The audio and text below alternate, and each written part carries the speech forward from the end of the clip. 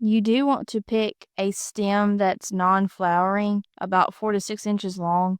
So since it's already flowering for this year, that's kind of hard, but I see like one here, there's one there, and there's actually one kind of in the ground here. So I kind of want to take that one and place it somewhere else. So I think I'm going to grab this one, and you want to cut about 4 to 6 inches long of a cutting, and you cut below a leaf node. So about, let's see. Here's a leaf node right there. So I'm going to cut under that.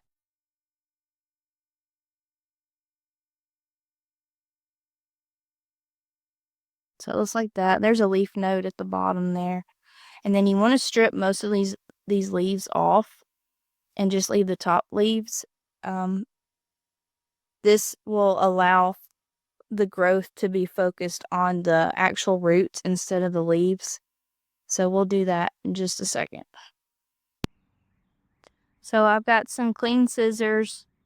I've got, this is some root hormone. You can get this at most box stores. I've got a glass jar with clean water, and then I've got some potting mix in this little container. You can do the humidity dome. That's one way you can do it, but since I'm going to be watching these closely, I'll water like the one in Seoul every day. They say because they're not, they don't have roots on the cuttings, so the leaves take in the moisture. So you do have to keep this pretty moist. You have to watch it every day. But this method with the water, you'll change the water out about I'd say about once a week. And that will give you a better success rate. If you don't change the water out, a lot of times the stem will rot because it'll get bacteria in it.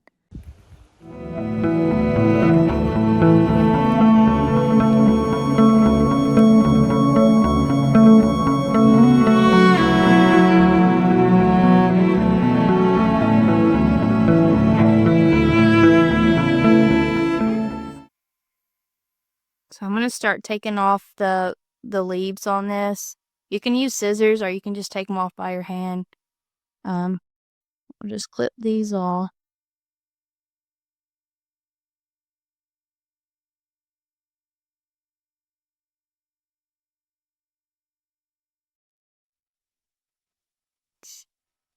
So there's the cutting. And if you want to get even more technical, you can take this bottom part of the stem and scrape it with your scissors. Let's see if I can do this without breaking it. When you scrape off a little bit on the stem, that allows for easier root growth. And then you want to take your root hormone and you'll dip a pretty good amount, because any node or any place there's a node or the bottom of the stem, it can grow roots. So I want to dip a good amount. I'll take those little leaves off too. About like that. And then you want to stick that in the soil. I'll make a little hole. Stick that in there. And then I'll go back and water that really good. And you can, after a week or so, you can fertilize this.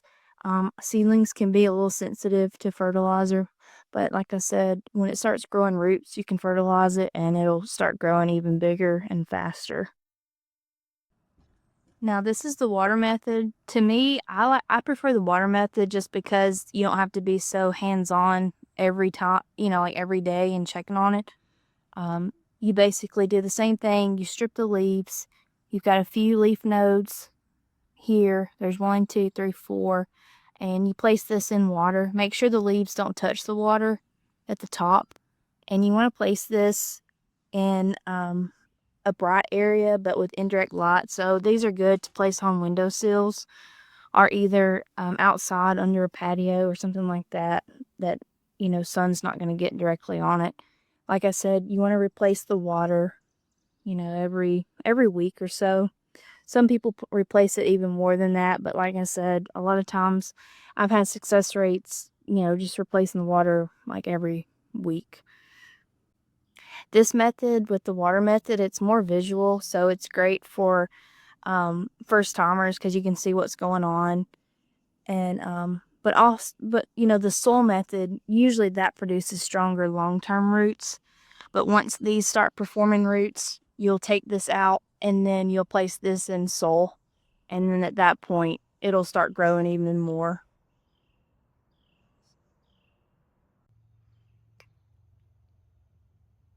So we're gonna see which method's gonna work best. This method, like I did earlier, is in root hormone and in soil. And then this method is just using clean water and by scraping a little bit off the bottom of this little clipping of salvia. It's a great way to save money if you can propagate your own plants. At certain points in the season, these plants run, $10 to $30, just depending on how big and what variety you get. So if you can propagate your own during the summer, you're going to save money in the long run. It takes a little bit of effort, but in the end, it's worth it. So stick around and let's see how these plants do. Thanks for watching.